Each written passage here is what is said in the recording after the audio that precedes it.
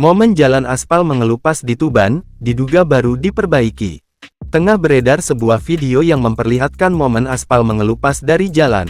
Dijelaskan bahwa peristiwa itu terjadi di Desa Margorejo, Kecamatan Parengan, Tuban, Jawa Timur.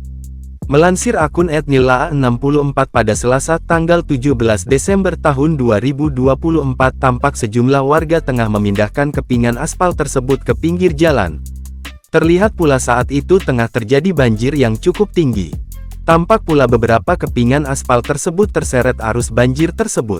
Dalam video terpisah, akun tersebut membagikan potret setelah banjir tersebut surut. Terlihat pecahan aspal tersebut telah dipindahkan ke pinggir jalan. Sementara jalan itu pun menjadi rusak.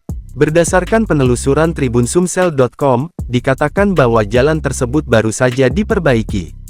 Namun, karena tingginya intensitas hujan di kawasan tersebut diduga membuat aspal di jalan itu mengelupas. Kini, video yang diunggah oleh akun @nila64 pada Selasa tanggal 16 Desember tahun 2024 itu pun viral dan diunggah ulang dalam banyak akun di media sosial.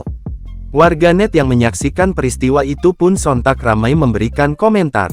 Hingga saat berita ini dibuat, belum ada konfirmasi terkait atas video viral tersebut. Pihak tribunsumsel.com masih mencari informasi yang lebih mendalam terkait peristiwa ini.